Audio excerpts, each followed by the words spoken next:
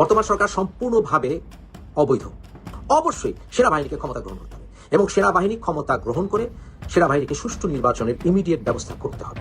তাই আমি বলবো ওয়াকার সাহেব, আপনি অবশ্যই ইমিডিয়েটলি আপনাকে ক্ষমতা গ্রহণ করতে হবে এবং প্রেসিডেন্টের এই বিষয়ে পদক্ষেপ নিতে হবে। ডক্টর মোহাম্মদ ইউনূস কিংবা অন্তর্বর্তীকালীন যে সরকার রয়েছে বর্তমানে, তাদেরকে যেভাবেই হোক ক্ষমতাচ্যুত করা হবে জেনারেল ওয়াকারুজ্জামান। ওনার মাধ্যমে এবং রাষ্ট্রপতির সহযোগিতায় ক্ষমতার একটি মেরুকরণ তৈরি হতে পারে।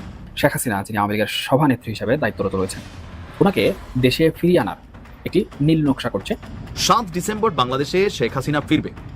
সহযোগিতা করবে কে? মার্কিন প্রেসিডেন্ট ডোনাল্ড ট্রাম্প। এর আগেও তিনি দেশ ছাড়ছিলেন, আবার আসবেন। আসার পর এখানে আবার রাজনীতি হবে, আবার আমরা কেউ ধরপাকড় করবো, কেউ পালাবো, কেউ মারবো, কেউ মাইর খাবো। এটি তো বাংলাদেশের রাজনীতি। বর্তমানে সেনা হেফাজতে থাকা 15 জন কর্মরত সামরিক কর্মকর্তার বিরুদ্ধে দায়ের হওয়া গুমের অভিযোগের শুনানি হতে পারে আগামী 22 অক্টোবর। দর্শক, আদালতের নির্দেশ অনুযায়ী সেনা হেফাজতে থাকা অভিযুক্ত 15 সেনা কর্মকর্তাকে 22 অক্টোবরের মধ্যে আদালতের সামনে হাজির করতে হবে। আজকে নাহিদ ইসলাম এমন এক বক্তব্য দিয়েছে, জামাতের নেতাকর্মী যারা আছেন তাদের ঘুম হারাম হয়ে যাবে। নির্বাচনকে ঘিরে যে পিআর পদ্ধতি জামাত তাদের অবস্থান শক্তভাবে রেখেছে, সেই পিআর পদ্ধতি হচ্ছে জামাত ইসলাম যেটা চাচ্ছে তা হচ্ছে একটা সুচিন্তিত রাজনৈতিক প্রতারণা।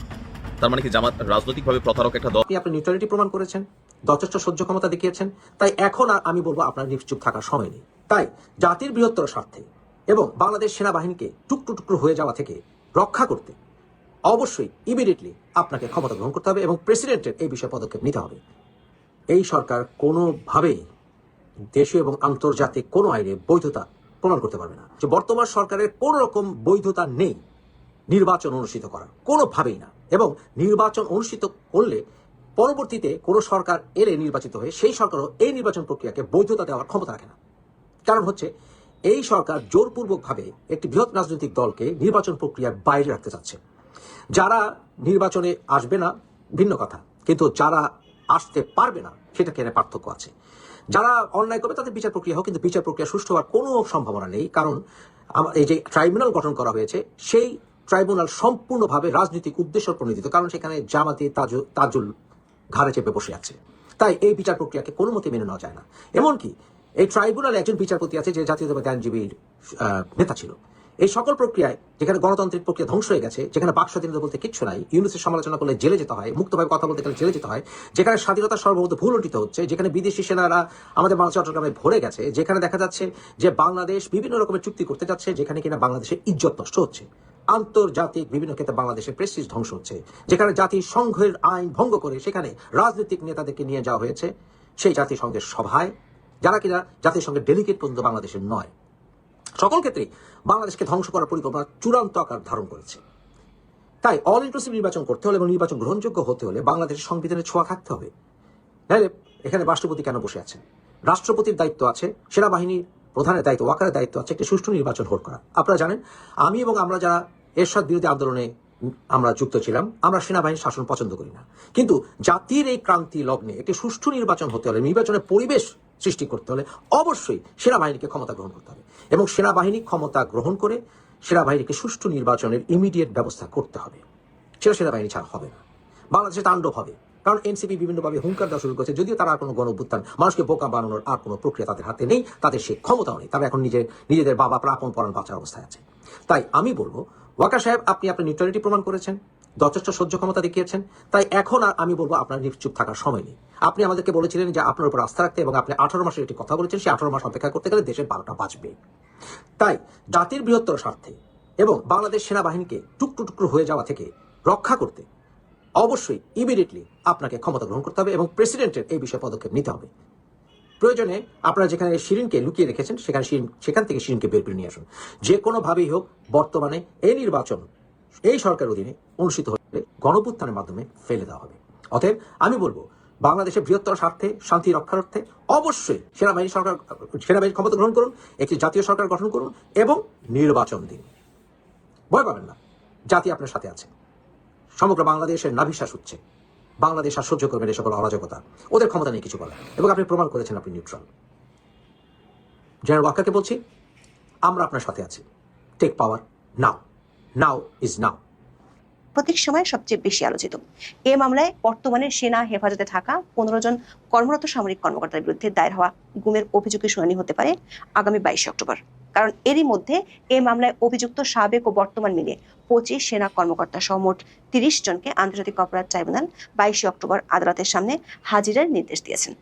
বাংলাদেশের ইতিহাসে একযোগে এতজন সেনা কর্মকর্তাকে সিভিল বা বেসামরিক আদালতে বিচারের বিরল এই ঘটনা এর মধ্যে সারা দেশে বেশ তোলপাড় ও চাঞ্চল্যের সৃষ্টি করেছে। কর্মরত 15 সেনা কর্মকর্তাকে সেনা আইন অনুযায়ী সেনা সদরের হেফাজতে রাখা হয়েছে। সরকার ঢাকা সেনানিবাসের একটি ভবনকে তাদের জন্য সাবজেল হিসেবে ঘোষণা করেছে। তবে আইসিটির প্রসিকিউশনের দাবি অনুযায়ী তাদেরকে এখনো সিভিল প্রশাসনের কাছে হস্তান্তর করা হয়নি। ফলে আদৌ তাদেরকে সিভিল প্রশাসনের কাছে হস্তান্তর করা হবে কিনা, 22 অক্টোবর তাদেরকে আদালতের সামনে হাজির করা হবে নাকি অন্য কোনো প্রক্রিয়া তাদের বিচার কাজ শুরু হবে, এ নিয়ে চলছে নানান জল্পনা কল্পনা।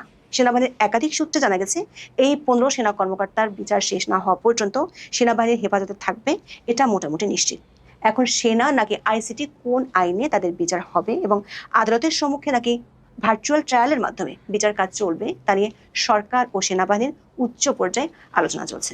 যদিও চিফ প্রসিকিউটর সাংবাদিকদের বলেছিলেন আসামিরা কোথায় থাকবেন সেটা আদালত নির্ধারণ করবে। সূত্রগুলো বলছে 22 অক্টোবরের মধ্যে আদালতে হাজিরের যে বাধ্যবাধকতা সেটা নিয়ে এখন সেনাবাহিনী ও সরকারের উচ্চ পর্যায়ে আলোচনা চলছে।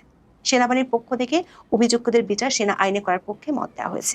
বিশেষ করে যারা কর্মরত তাদের বিচার সেনা আইনে না হলে ভবিষ্যতে অনেক আইনগত ও প্রশাসনিক জটিলতা তৈরি হওয়ার আশঙ্কার কথা সেনাবাহিনীর পক্ষ থেকে সরকারকে জানানো হয়েছে। আরেকটি বিষয়ে সরকারের সাথে সেনাবাহিনীর উচ্চ পর্যায়ের আলোচনা চলছে, সেটি হলো যদি আইসিটিতে বিচার হয় তাহলে কোন প্রক্রিয়ায় বিচার হবে। একটি পক্ষ চায় 15 সেনা কর্মকর্তার নিরাপত্তার খাতিরে সাবজেলে কিংবা ভার্চুয়াল কোর্টের মাধ্যমে বিচার হোক। তবে চূড়ান্ত সিদ্ধান্ত এখনো হয়নি বলে একাধিক সূত্রে জানা গেছে। আবার আইসিটি আইনের সবশেষ সংশোধনী নিয়ে উচ্চ আদালতে রিট করার পরিকল্পনা আছে অভিযুক্তদের। 6 অক্টোবর জারি করা এই সংশোধনী অনুযায়ী আইসিটিতে অভিযোগ দায়ের হওয়ার সাথে সাথে চাকরিচ্যুত হওয়ার বিধান যুক্ত করা হয়েছে।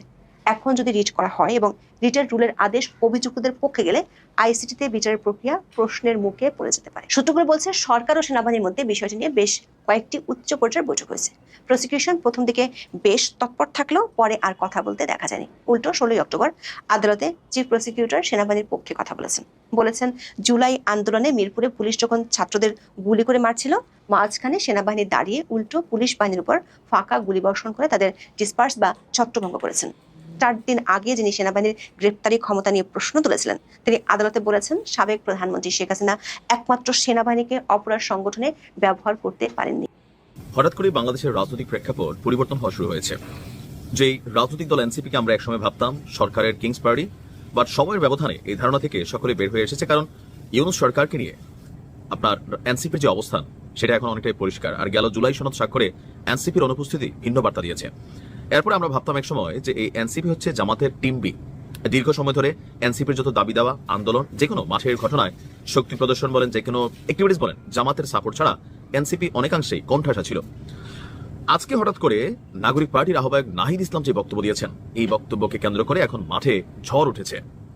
আজকে নাহিদ ইসলাম এমন এক বক্তব্য দিয়েছে জামাতের নেতাকর্মী যারা আছেন তাদের ঘুম হারাম হয়ে যাবে। নির্বাচনকে ঘিরে যে পিআর পদ্ধতি জামাত তাদের অবস্থান শক্তভাবে রেখেছে, ইভেন জুলাই সনদেও এই বিষয় নিয়ে তারা কথা বলেছিল, সেই পিআর পদ্ধতি হচ্ছে জামাত ইসলাম যেটা চাচ্ছে তা হচ্ছে একটা সুচিন্তিত রাজনৈতিক প্রতারণা। তার মানে কি জামাত রাজনৈতিকভাবে প্রতারক একটা দল? নাহিদ ইসলাম হচ্ছে এটি ঐক্যমত্য কমিশনের সংস্কার প্রক্রিয়াকে বাধাগ্রস্ত করার জন্য এবং জনগণের উত্থানের আলোকে রাষ্ট্র ও সংবিধানের পুনর্গঠনের মূল প্রশ্ন থেকে জাতীয় সংলাপকে সরিয়ে নেওয়ার জন্য ইচ্ছাকৃতভাবে ডিজাইন করা হয়েছিল। অর্থাৎ জামাত একটা মেটিকুলাস ডিজাইন করছে যে সংস্কার যেন বাধাগ্রস্ত হয়। নাহিদ ইসলামের এই বক্তব্যের পর জামাতের নেতাকর্মীরা মোটামুটি বাংলা সাবান দিয়া কমেন্টে ধুইয়া ফেলতেছে। নাহিদ ইসলাম আরো জানান, ভোটের আনুপাতিক প্রতিনিধিত্বের ভিত্তিতে একটি উচ্চকক্ষ প্রতিষ্ঠার মূল সংস্কারের দাবি ছিল একটি সাংবিধানিক সুরক্ষা হিসাবে কল্পনা কর। আমরা এই ধরনের মৌলিক সংস্কারের চারপাশে একটি আন্দোলন গড়ে তুলতে এবং বিস্তৃত জাতীয় ঐক্যের মাধ্যমে জুলাই সনদের আইনি কাঠামো প্রতিষ্ঠা করতে চেয়েছিলাম, কিন্তু জামাত এবং তাদের মিত্ররা এই এজেন্ডাকে হাইজ্যাক করছে। কি ভয়ঙ্কর অভিযোগ রে ভাই।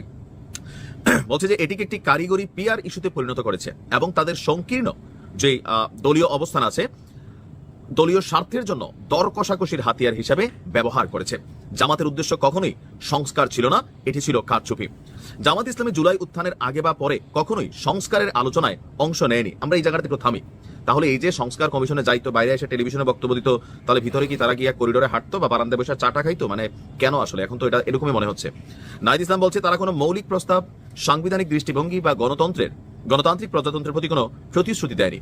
ঐকমত্য কমিশনে তাদের হঠাৎ সংস্কারের সমর্থন ছিল বিশ্বাসের কাজ নয়, বরং একটি কৌশলগত অনুপ্রবেশ, সংস্কারবাদের ছদ্মবেশে রাজনৈতিক নাশকতা।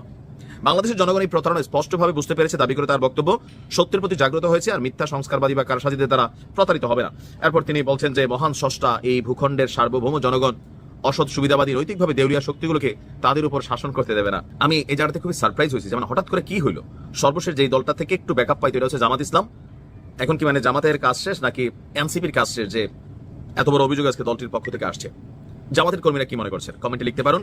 তবে একটা রাজনৈতিক ঝড় বড় আকারে আসতে যাচ্ছে সামনে।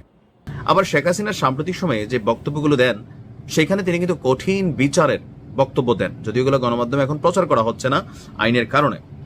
তো সকল কিছু মিলিয়ে শেখ হাসিনা আসবে, বাংলাদেশ হাসবে, এটা আওয়ামী লীগের নেতাকর্মীদের প্রত্যেকটা মিছিলের একটা কমন ওয়ার্ড। 7 ডিসেম্বর বাংলাদেশে শেখ হাসিনা ফিরবে, সহযোগিতা করবে কে? মার্কিন প্রেসিডেন্ট ডোনাল্ড ট্রাম্প। এমন বক্তব্যে সোশ্যাল মিডিয়া ভাইরাল, ভরপুর আওয়ামী লীগের নেতাকর্মীরা গণহারে এই পোস্টটা শেয়ার করতেছে। যেই নিউজ ফিডটা আপনারা দেখছেন বা কিউ কার্ডটা দেখছেন যে 7 ডিসেম্বর শেখ হাসিনা বাংলাদেশে আসবে ডোনাল্ড ট্রাম্পের সহযোগিতায়, এই তথ্যটা পুরোটাই ভুয়া। অনেকে বলেন ভাই গণমাধ্যম প্রচার করতেছে না, বয়ে না না, এরকম নিউজ গণমাধ্যম প্রচার করবে ভাই যদি কখনো প্রকৃতপক্ষে তথ্য আসে।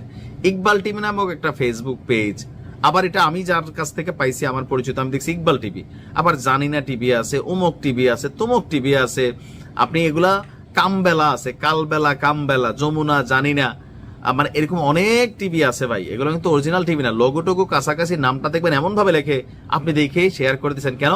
কারণ আপনি এই জিনিসটা দেখতে চান, আপনি এই জিনিসটা শুনতে চান, যার কারণে মনে হচ্ছে ইয়েস, আরে চলে আসতেছে আপা। এই নিউজটা টোটালি ভুয়া। হ্যাঁ, শেখ হাসিনা বাইচা থাকলে একসময় বাংলাদেশে আসবে, এর আগেও তিনি দেশ ছাড়ছিলেন, আবার আসবেন, আসার পর এখানে আবার রাজনীতি হবে, আবার আমরা কেউ ধরপা করে পড়বো, কেউ পালাবো, কেউ মারবো, কেউ মাইর খাবো, এটি তো বাংলাদেশের রাজনীতি, আর বাইরে কিছুই না। এখন যেটা হচ্ছে এর থেকে ভালো কিছু তো আর হবে না, খারাপই হবে। প্রতিশোধ সবসময় খারাপই হয়। পরিবর্তন কিন্তু নাই, আমাদের কোনো দিকেই নাই, অনেক দিকেই নাই, টুকিটাকি পজিটিভ পরিবর্তন হয়েছে। তবে আবারও বলি, এই ধরনের নিউজ শেয়ার করার সময় আপনারা বুঝা শুনা করবেন যে আপনি যে নিউজটা পাইছেন এটা অথেন্টিক কিনা। অথেন্টিক না হলে গুজব ছড়াবে। এই টাইপের পোস্ট করার জন্য সরকার আপনার বিরুদ্ধে আইনি ব্যবস্থা নিতে পারবে।